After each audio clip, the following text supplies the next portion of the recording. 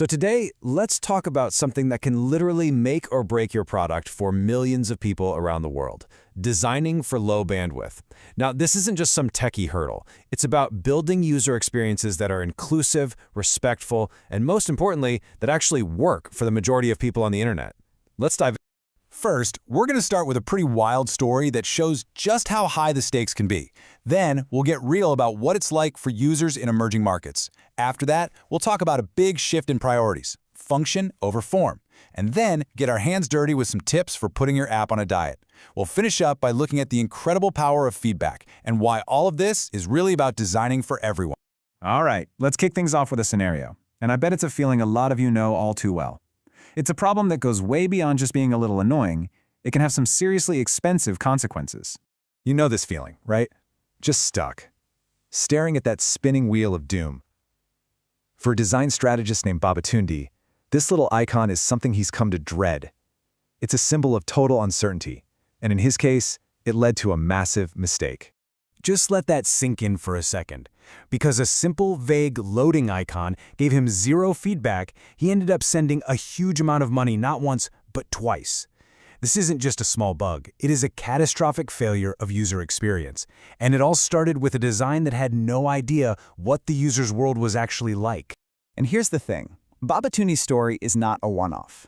It's what happens when we design in a bubble, when we don't understand the reality for millions, if not billions, of users.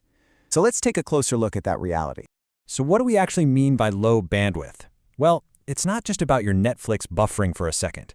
We're talking about a constant state of low connectivity. In places like Nigeria and India, this is the norm. The internet is slow, it drops out all the time, and it's expensive. And these are the hurdles people are facing every single day. They're dealing with slow, shaky connections, and they are paying for every single megabyte. So a big, clunky, data-hungry app doesn't just waste their time, it's literally costing them money. We just can't keep designing as if everyone has the latest smartphone on a perfect fiber connection. So how do we fix this? Where do we even begin? It all starts with a massive shift in how we think as designers and developers. We have got to start championing function long before we even think about form. I love this quote because it frames the issue so perfectly. This isn't just a technical problem, you know? It's about respect. When you waste the user's data, you're being disrespectful of their time and their hard-earned money. And trust me, users will drop you in a heartbeat for a product that actually values their resources. Let's break this down. On one side, you've got form. This is all the cool stuff, right? The beautiful animations, the super high-res images, the fancy custom fonts. But on the other side, you've got function. This is what the user actually came to do: finish a task, have the page load fast, and have the whole thing just work reliably. Function has to win every single time. And that's really the bottom line, isn't it? It doesn't matter how gorgeous your app is. It doesn't matter how many design awards you win. If your users can't even load it, all that beautiful work means absolutely nothing. Okay, so let's get practical. How do we actually do this? How do we make our apps lighter and faster? Well, it's time to put your app on what I like to call a data diet. Here are 4 things you can do, like right now. First, be absolutely ruthless. If an image is just there to look pretty and doesn't serve a purpose, get rid of it. Second, compress everything that's left. Third, use modern formats. Seriously, WebP for images and SVGs for graphics can cut your file sizes like crazy. And finally, go easy on the custom fonts. They add way more weight than you think. Okay, so making your app faster is huge, but it's only half the story. The other half is all about communication. Because when things inevitably get slow or uncertain, clear feedback is what makes the difference between a good experience and a totally frustrating one. So let's go back to our old friend, the spinning wheel. This thing, it tells you nothing, right? Did it work? Did it crash? Should I wait? Should I do it again? It creates this vacuum of information that just breeds anxiety and leads to mistakes, just like the one Babatunde made. Now look at the complete opposite. What WhatsApp does is honestly a masterclass in user feedback. It is so simple, everyone on Earth understands it, and it keeps you in the loop every step of the way. Let's look at why it's so brilliant. So, you see that single gray tick?